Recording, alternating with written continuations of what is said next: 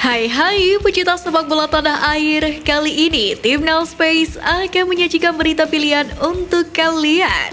Di antaranya, siap hadapi Brunei Darussalam, Sintayong gelar TC minggu depan. Jelang bersua di kualifikasi Piala Dunia, venue Timnas berpeluang pindah lagi. Jesus banggakan bela Garuda kepada publik Belanda dan tampil impresif. Striker muda jadi solusi ujung tombak Timnas. Jadi, simak terus berita Timnas Space selengkapnya.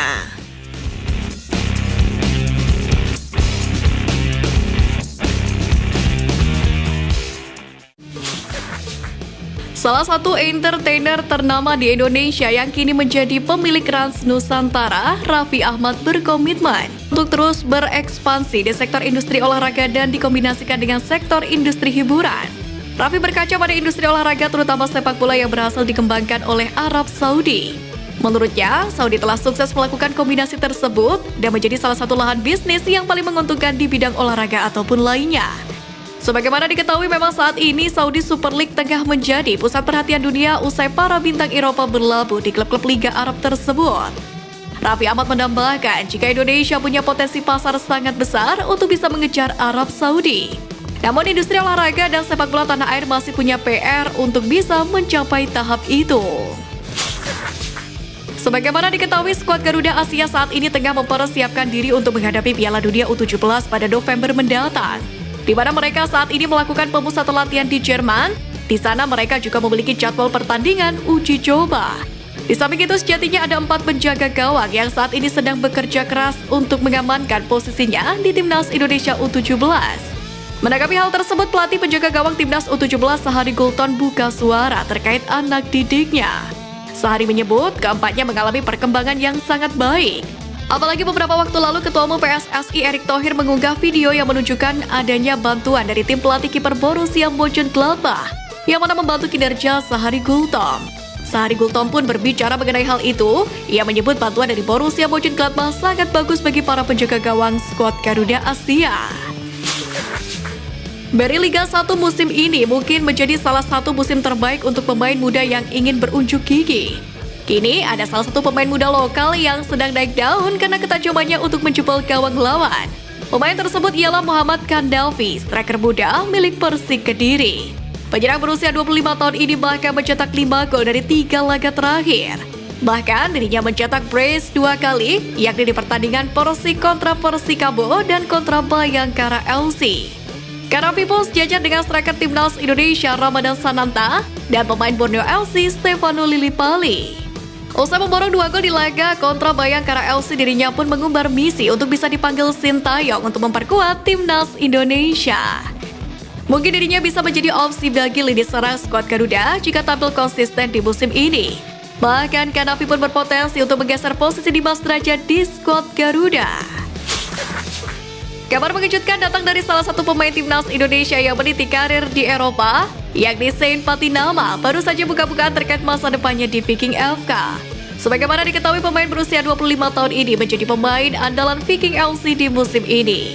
Bahkan dirinya sukses mengemas 1 gol dan 6 assist dari 31 penampilan di musim ini. Walaupun tampil begitu impresif, pihak klub masih belum menawarkan perpanjangan kontrak resmi terhadap Saint Patinama. Hal ini membuat Patinama memberikan sinyal bahwa ia mungkin akan meninggalkan Liga Norwegia dalam waktu dekat ini. Salah satu alasan yang dikemukakan oleh Patinama untuk meninggalkan Liga Norwegia adalah bahwa ia bukan orang asli Norwegia, sehingga dirinya tidak ingin berkarir di Norwegia untuk waktu yang lama. Patinama pun juga mengakui bahwa akan berat bagi dirinya untuk meninggalkan Viking FK, klub yang telah memberikannya banyak kenangan indah selama berkarir di Norwegia. Namun dia merasa bahwa kepindahannya adalah suatu keputusan yang perlu diambil. Menarik untuk dinanti kelanjutan karir bek kiri Timnas Indonesia ini. Bek muda Timnas Indonesia Elkan Bagot menuai pujian dari salah satu pemain senior asal Inggris yakni Luke Wolfenden. Sebagaimana diketahui, pemain berusia 20 tahun tersebut di musim ini berkembang menjadi lebih baik. Dirinya selalu diandalkan sang pelatih untuk berlaga di Piala Inggris di musim ini. di mana di 3 laga Piala Inggris ketika Elkan Bagot bermain, Ipswich Town menorehkan kemenangan. Hal itulah yang membuat Luke Wolfenden buka suara terkait kualitas yang dimiliki oleh pemain andalan Sintayong di timnas Indonesia ini. Menurutnya Elkan Bagot memiliki kualitas yang jempolan, apalagi Elkan memiliki tinggi 194 cm yang menguntungkannya untuk berduel di udara. Wolfenden juga menyinggung perihal timnas Indonesia. Menurutnya Elkan Bagot bisa melakukan hal yang diinginkannya karena merupakan pemain timnas Indonesia. Di samping itu, Luke Wolfenden sendiri bisa menjadi sosok yang tergeseng starting line up jika Elkan Bagot menjadi semakin baik. Sebagaimana diketahui, PT Freeport Indonesia menjadi salah satu sponsor utama timnas Indonesia. Proses penandatanganan kerjasama antara PSSI dengan PT FI sendiri telah dilakukan pada 27 September kemarin. Ketua Umum PSSI Erick Thohir memberikan apresiasi yang tinggi kepada PT FI yang makin memperlihatkan konsistensi dan komitmen mendukung sepak bola nasional.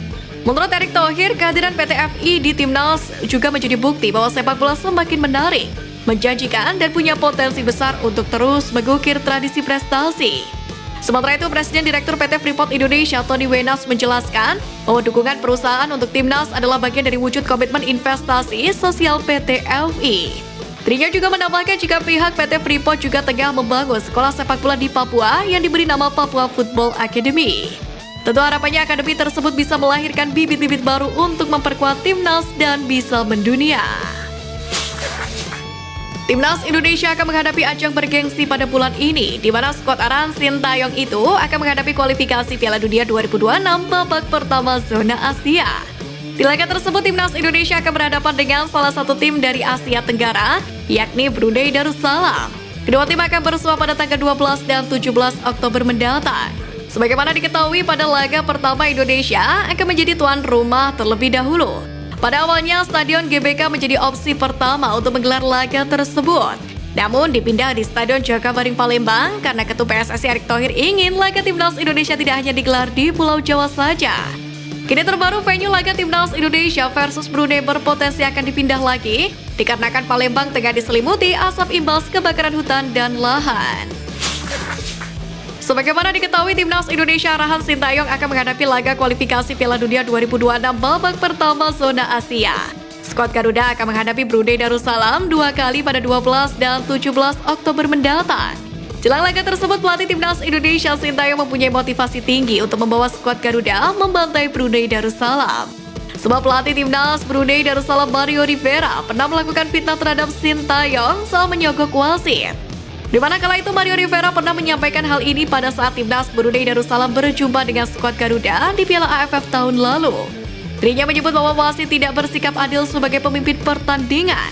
Dia bahkan mengindikasikan bahwa Sintayong membayar wasit dengan mengatakan bahwa sang wasit akan ditraktir oleh sang pelatih asal Korea Selatan seusai pertandingan. Pernyataan tak mendasar oleh pelatih asal Spanyol itu pun bisa menjadi motivasi tambahan bagi Sintayong bahwa timnya menang atas Brunei Darussalam. Terlebih kekuatan skuad Garuda saat ini dinilai sangat baik dibandingkan sebelumnya.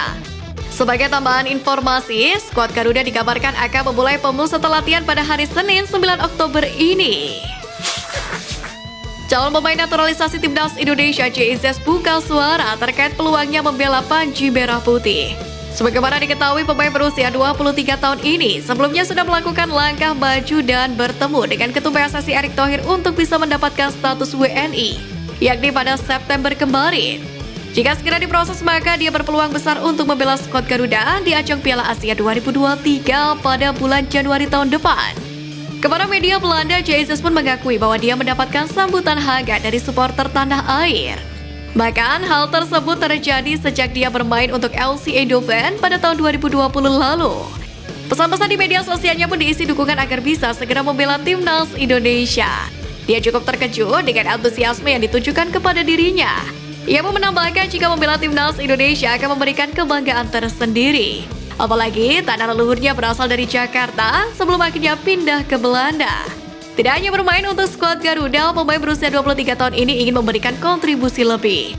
Di antaranya adalah dengan membawa sepak bola Indonesia ke arah yang lebih baik.